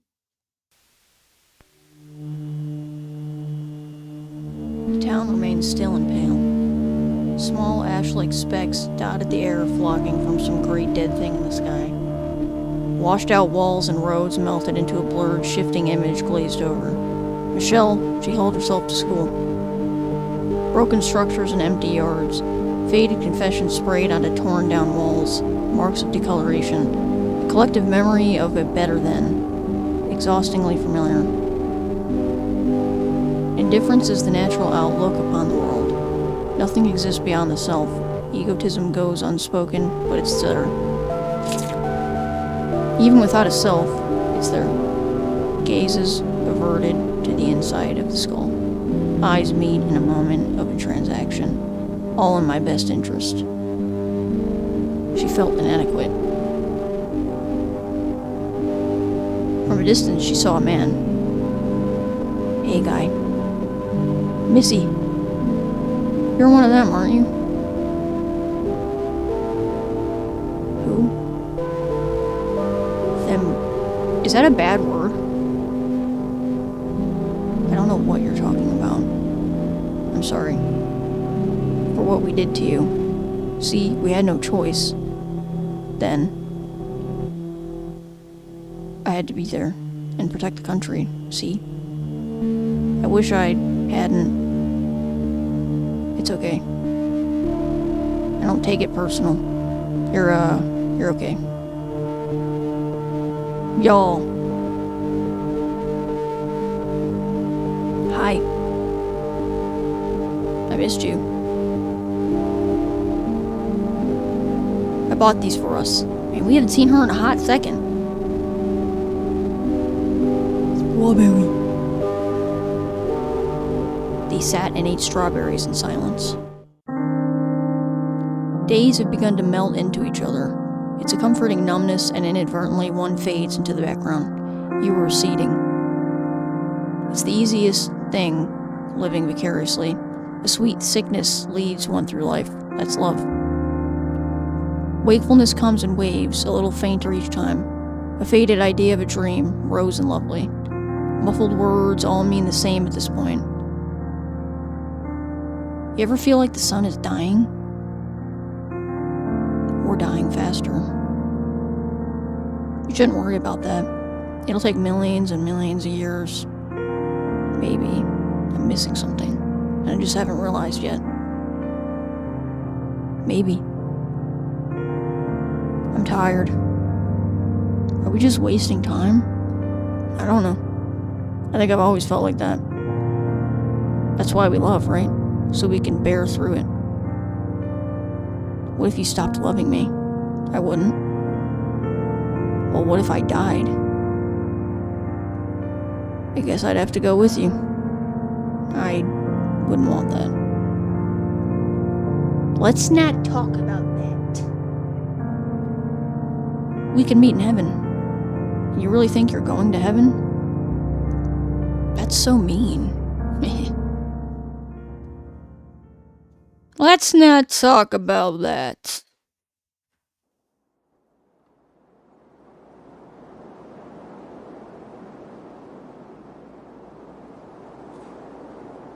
You there. Where are you going? Just walking around. Not heading anywhere? Who are you? Private first class right. Oh. Alex looked at the soldier, puzzled. Oh no. Where'd you find that jacket, miss? Huh? I don't want to intrude, but that's military.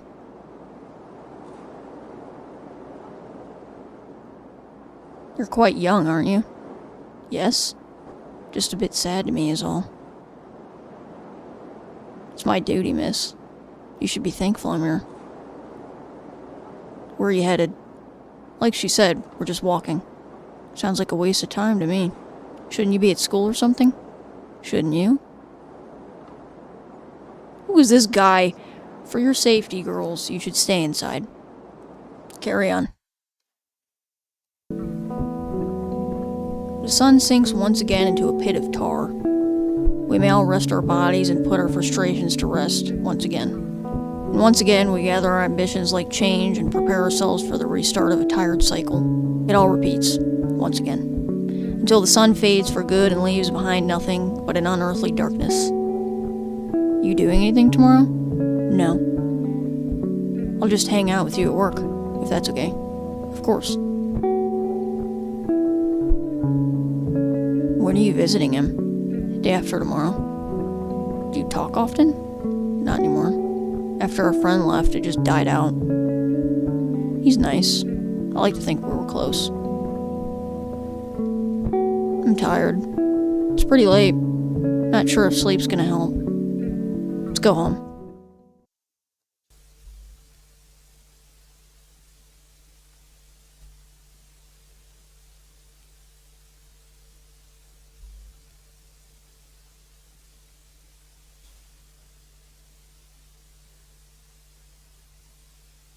Chapter 14, Not Ready to Leave.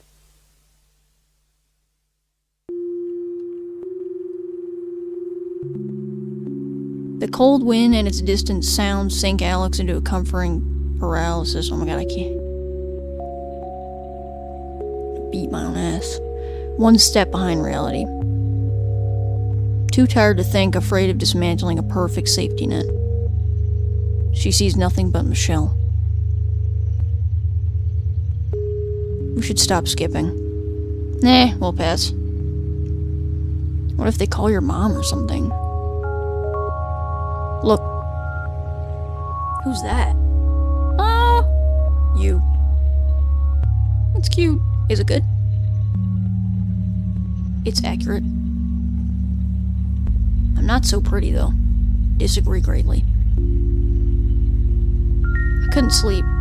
Nightmares again? Just restlessness. I haven't dreamed in a while.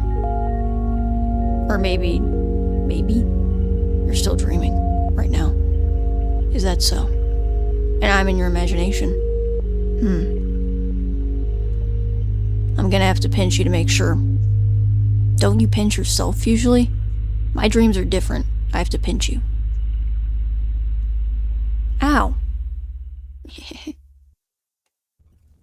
Oh. Whoa.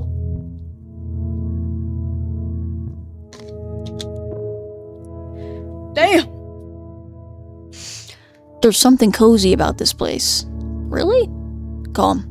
Quiet. Dead. I've been here too long. Richard still comes. Hey, Richard. He depresses me. Why? Could be my classmate. Do you want to do anything when your shift's over? Maybe. We'll see. Sure. A movie, maybe? I'll be right back. Anything else? No, thank you.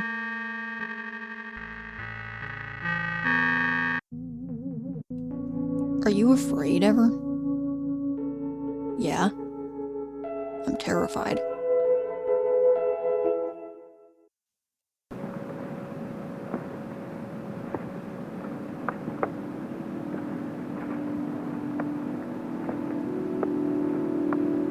A grasp of earth soon slips between the fingers as sand. Cyclical thoughts bury me alive. Habits become a set of motions without meaning. Rephrase. Recurring actions lose their purpose. Rephrase. Upon repetition, routine ceases to make sense. Wrist torn in warm water, I lie down to rest.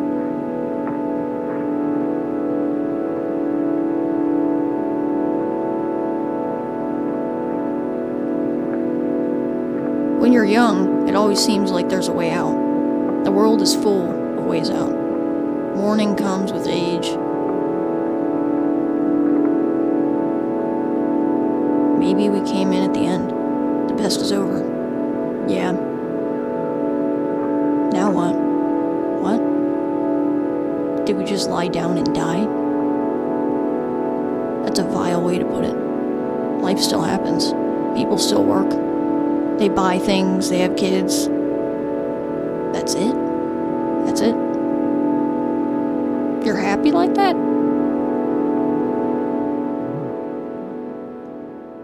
There are only so many ways to describe the swaying of trees.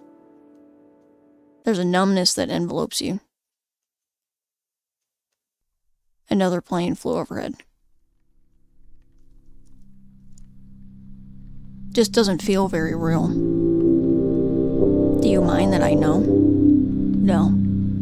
I want to know what the secret was, man. Is mine real? Do you feel like it belongs to you? I guess. I think it's real. Is he nice? Yeah. What if he's weird? Like, about us? He's not like that. You sure? I know him. I'm sure.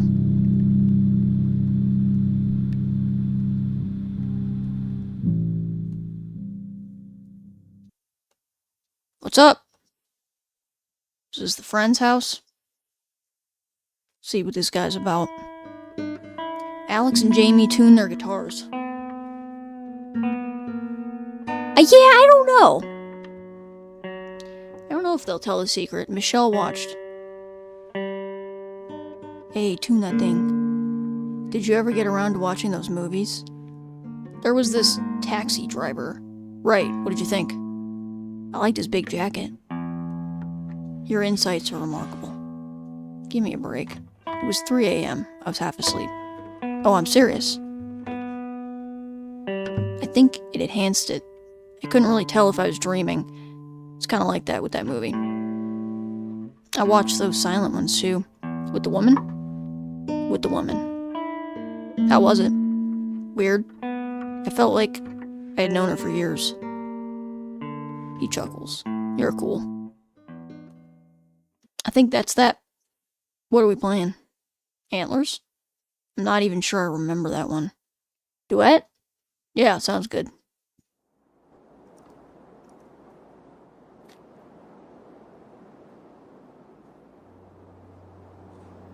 Notes adorn a moment in time. She grows intensely aware of the room itself, of its physicality, existence. How many people have passed through here? How many conversations have been held, equally fleeting? How many songs played to no audience?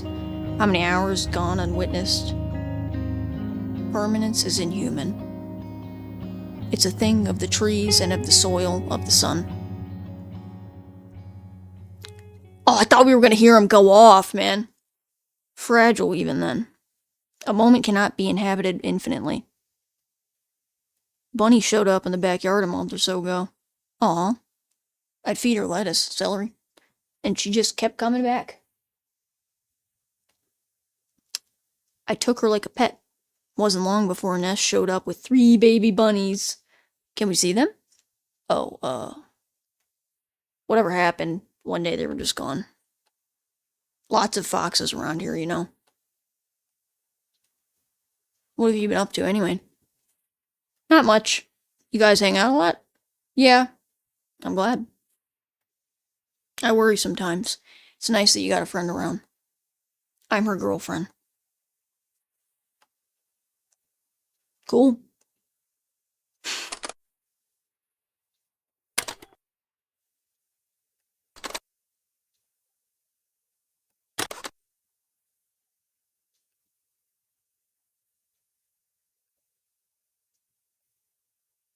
It's been a while. I don't come around as much either. It was more about hanging out, I guess. Strange. What? Nothing's changed. It did. I got accepted for that scholarship. Oh? Surprised? I'm happy for you. Thanks. I wanted to say goodbye. Do you see anything beyond this? Going to college, becoming a lawyer? Is that really any different? Yeah, I don't know. I just need to get out of here. You know, I gotta do something. When's your first semester? Next year around September. But I'm leaving Saturday. Seems like you're in a hurry. Can you take a picture of us? Yeah, sure. Be careful out there, okay?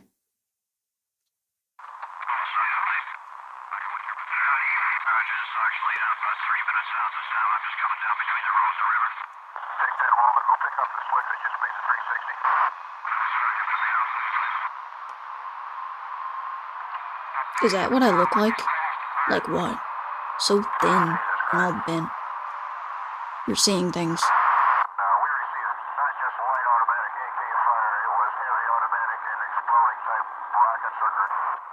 I'm trying to listen to the radio. I'm exhausted. Yeah.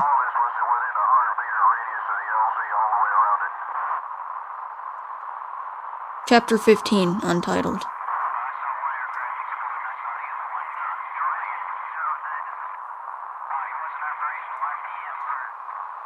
Can y'all read that? Remember?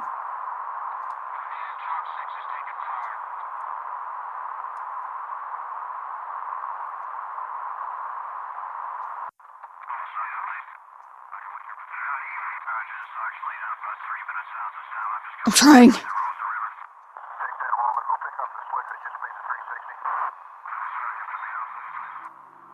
I wait. And wait. And wait. A long, continuous numbness. But something shifts. Connection conceives life. I find you within. Take care, please. Make sure you've been eating. I'll see you tomorrow. I love you. What is going on? A part of me, a conclusion, an answer, familiar feeling, but never quite defined.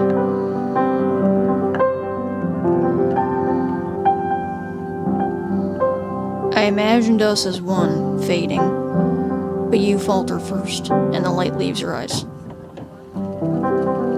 Sleepless nights, restless, it's the repetition that carries me. There are only so many ways to describe the swaying of trees. There's a solace that envelopes you. There's a tenderness that persists when days feel rehearsed. I'm tired. I've just been waiting. Harsh noise, lingering. I've always known, blindsided by nothing really. I love you. I want to stay for a little longer. If that's okay.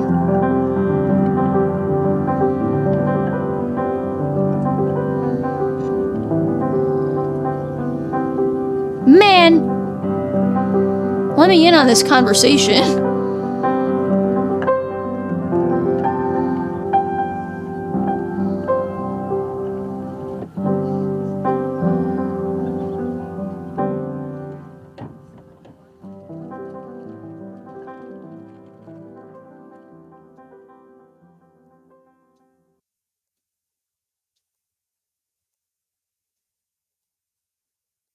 What is going on? Man, let me fucking read this, dude. I'm trying, but literally.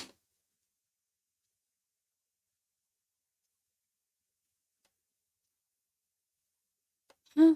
What the fuck's going on, man?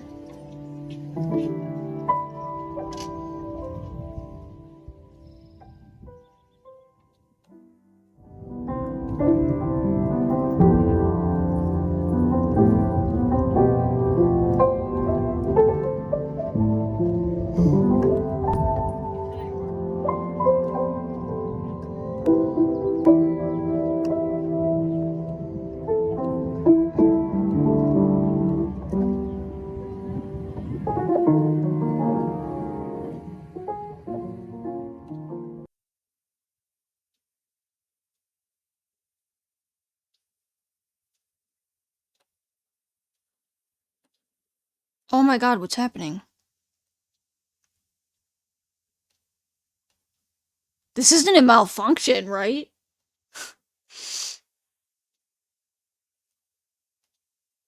Chapter 16, String.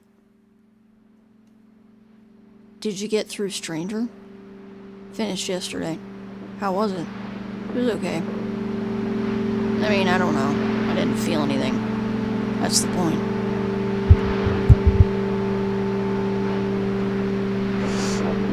What are you reading next? Not sure yet. Do you want to go to the library later? I'll help you choose. Did you hear the news today? No. Interstate's blocked.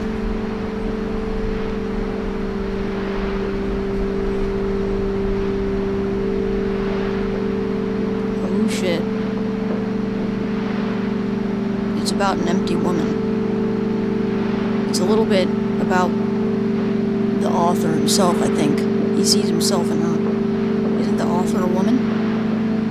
An author of an author.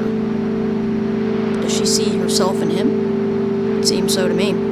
Just hollow catharsis. The character gets to live outside of anyone else. She's free. If she dies, she's free then. Jamie's been gone for a while now. Yeah. No one gets out anymore through the south. It's what they said on the radio. So I guess there's nothing we can do. Is there? Oh, shit. White light, all-encompassing. Consume the earth. Cast shadows in your wake. Leave our silhouettes at nothing. Another plane flew overhead. And another. Like a flock of birds from afar. What do you think happens after we die? I don't worry about that. No use when you're still alive. But I don't think anything ever ends. Sounds of death came unnoticed. Gunshots, as if they'd always been there. Do you hear it too?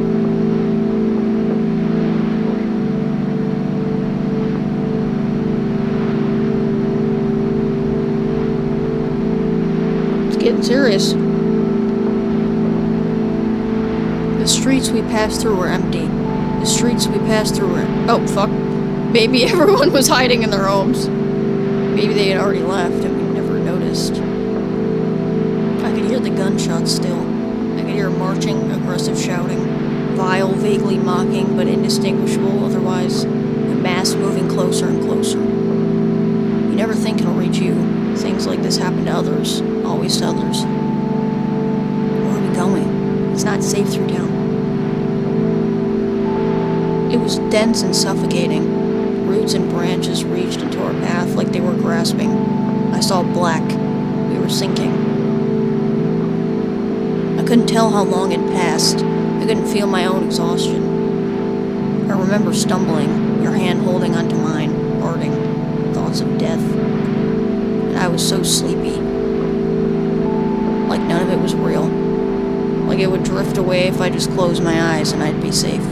I wanted to lie down then. I wanted to let that darkness envelope me. The ground looked so comforting. I think death is lonely. You can be surrounded by people, but it's something that ends with you. You're trapped in your body, in your own death. Right? I don't know. I think someone was shooting past us. I couldn't look back. Sorry, I couldn't look back. I prayed silently in my head. I didn't want you to know then. Gunshots still rang loud until they turned into noise. I knew what it meant to decompose.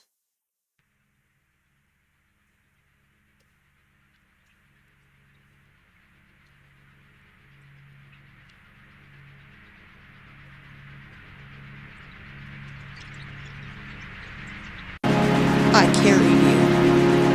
There was no one. No cars, no people. Just the same pattern repeating for miles and miles. Awake only a third of the way. It hurt to keep my eyes open. I tasted acid. I just wanted to collapse. But I still carried you. until my legs went numb and I stopped feeling most anything at all. I felt your whole weight when I breathed. When I breathed out, your body just became mine, but you weren't anything. You were just a limb. You were just there.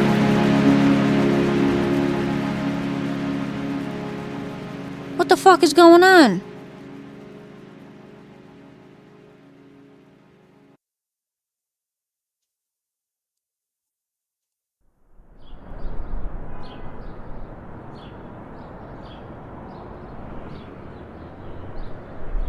Oh shit. Well, this isn't good. When I first left the hospital, I don't know. It was kind of cold. There was a faint breeze. The world was still old. It felt older than anything. I felt something swell up within me. It was like an urge to cry, but I didn't feel anything. It's like I had been here as a kid.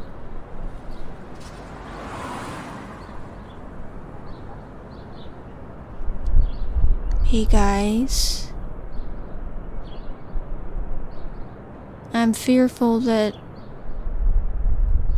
we may have lost our squirrel friend.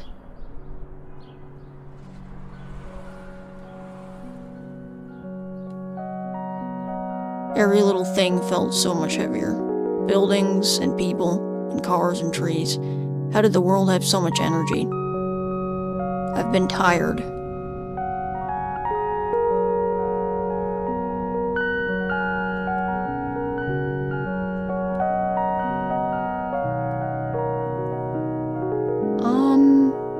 Probably, I think that's what happened.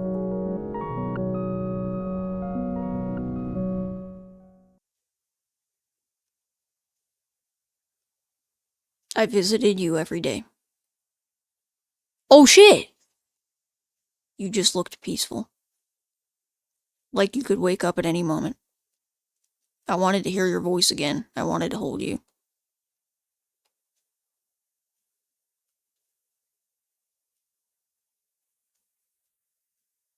You're gonna be okay. I love you.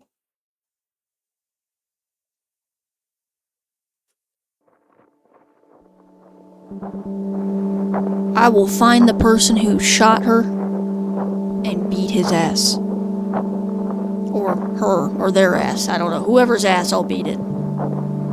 Oh, look, it's a deer. Oh no. Hey there.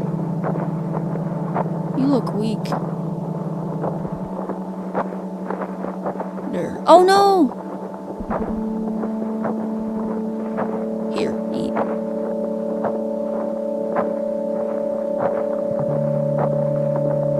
Sorry, I just have these.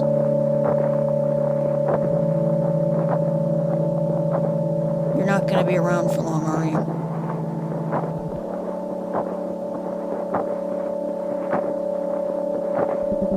I started at a new school. It's nice to go by unnoticed. I don't mind. I have my own room here. I can never get used to it. I mean, I'm glad. I finally have a proper place to live. It's comfortable. I just don't need to take up so much space. It's all covered, thankfully. I don't have to worry about running out of food anymore. I don't even have to work. But I still can't sleep. I just keep thinking about the same things over and over. There's so much death. I don't know how I'm still here.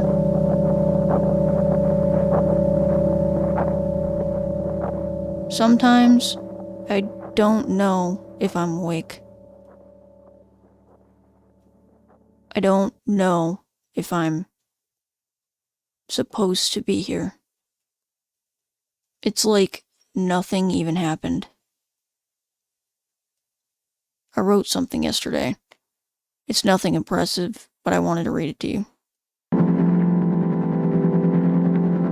After weeks of incessant rain, a breathless dullness hangs in the air. The trees sway but never move.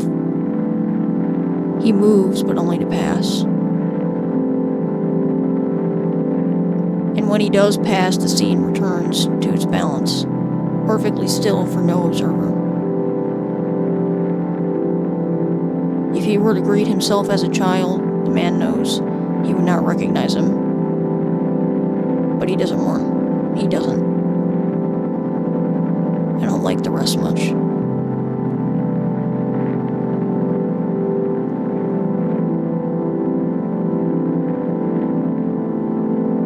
I wish I had the certainty of a grave.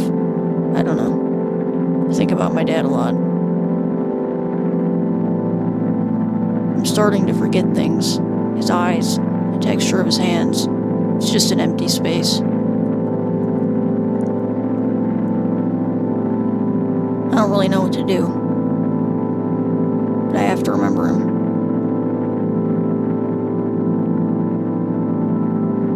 Sometimes I look at something, like a set of stairs or a shack somewhere. It's like I'm seeing someone's memory. I want to be part of that place as much as it is part of itself. Does that make any sense? But I think it can only exist as a memory, or as something outside of you. There's a permanence to art. It's kind of like that story you showed me. I guess I've always expected it to take shape at some point.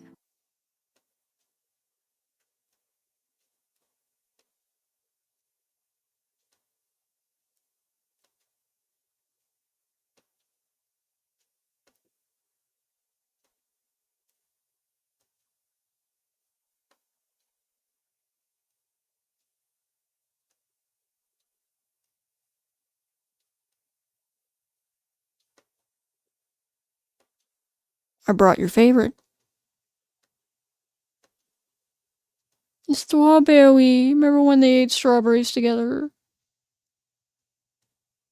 Can I? Oh, you're the sweetest. I wish you weren't hurt.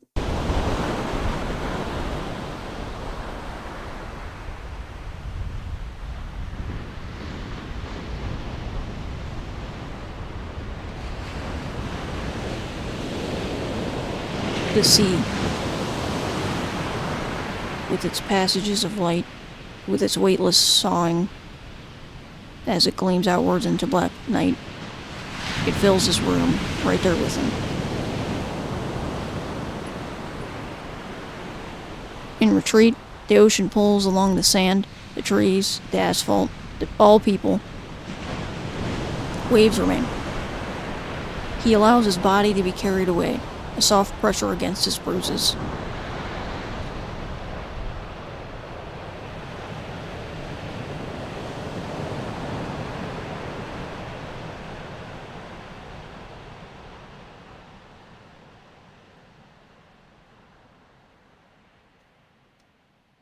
Salt bitten and aged, a figure of stone rendered unknown. Some saint, some disembodied pain. Half awake and falling inwards, muffled crashing, ships drifting across the horizon. I dreamed of the clouds passing by the moon like dead fish. I dreamed a snake coiled around a power line. I dreamed I saw the sky beneath the sand. I dreamed my father was made of flowers. I dreamed salt water flooding the forest. I dreamed a knife. I can't read that. You ran it across. Something crossed mine. Tied them together. Something about gauze, perchance. We lay down on. Motherfucker. Your lips were moving, but I couldn't hear. My eyes were see-through. No! The dare. No. Just try and rest right now.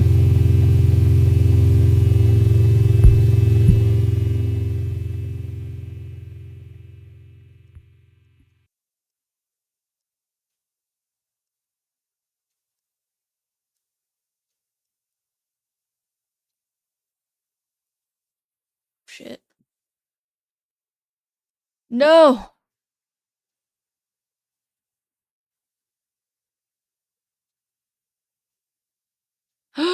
Oh my god.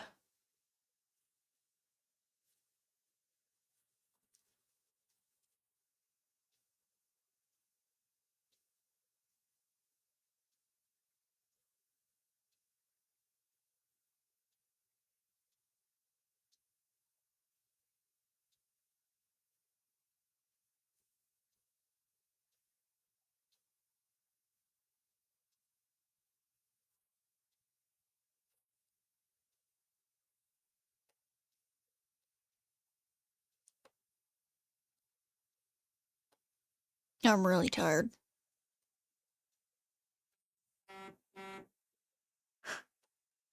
Are you happier like this? I know you're tired too. Maybe I should let you rest. I love you. Man, fuck this game. Fuck this game. Fuck this fucking game, bro.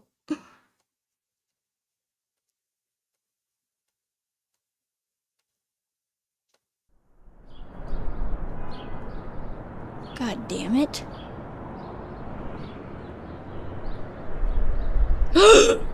There's no way. Hi. There's no way. Chapter 17, 7YY. Oh my god, you're fucking lying. Hi. Yo. My life. I love this game. I mean, I take back what I said earlier. Hold on 1 second. Oh my god.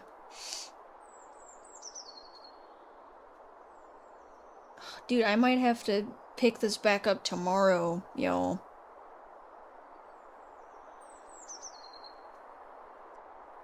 Damn, we've been doing this for 3 hours? Shit. Let me save this. No fucking way, guys. We are back. It's really good. Thanks. I tried. So I'm assuming she was going to visit her dad's grave? I think. Unless, like, we're dead right now. I don't know. Did you sleep well? So. Aw. You? No. Still hurts. At least I got to write a bit last night. Oh, what about? Can I read it? Sunlight casts leaves on the sand and sweeps across the vacant room. Windows wide open, all draped in white. Faint notes from the next room. I've been here, or someone else has. Some 5 feet away and transparent. Muscles sore. These days just feel like the rest. Rest. Balls. Warm today. Shadows swim beneath my feet. The air here is the same as there. Home doesn't contain anything. But it's nice. I like the wind against my skin. I like just listening to footsteps. Yeah? I really like how you see things. How so? Like, you get at this intangible feeling. Just feels like something I've always known. Thank you. I'm never really sure what I'm writing about. Like how a dream makes sense in the moment. Oh, my battery's low.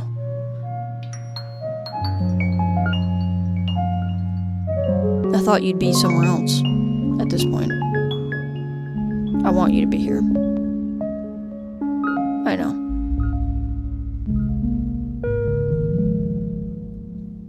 Yeah, I know.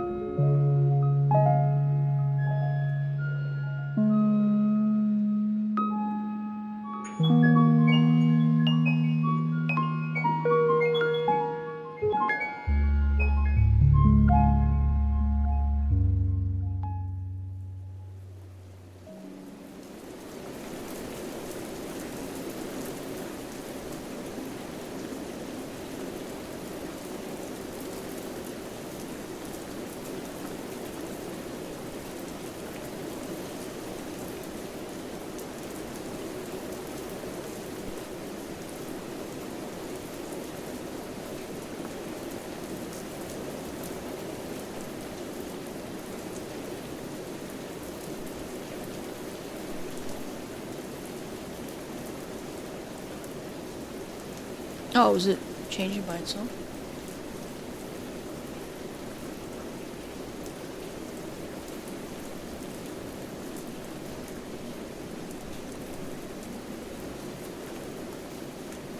Is it? I don't know. Oh.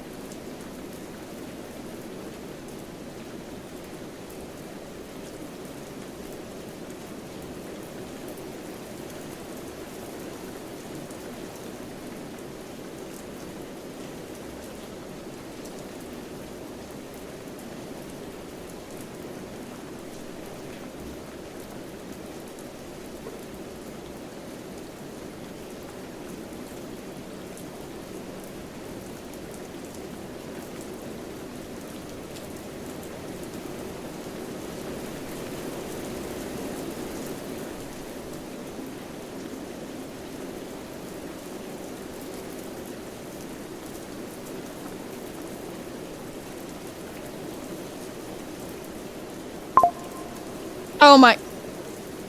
Don't ruin the moment, man.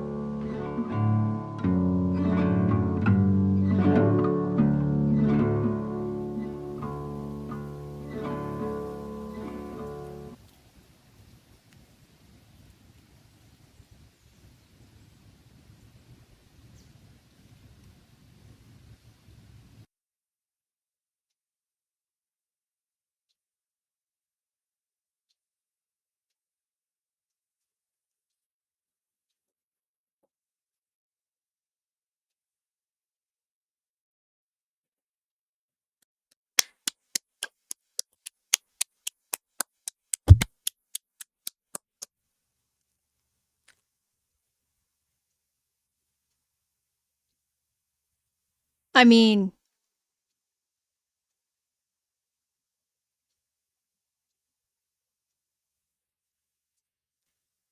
that was amazing. Like,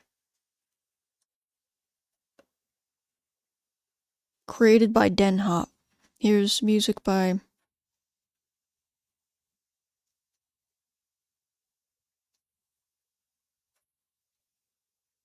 Wow.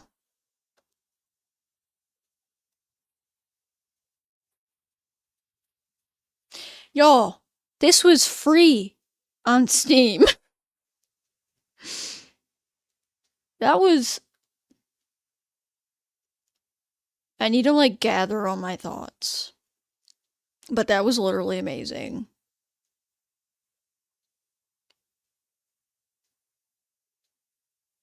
So, like, did she really survive? And, like, they went on living together, or, like, or no? Like, that's what I want it to be. I mean, wow. Well,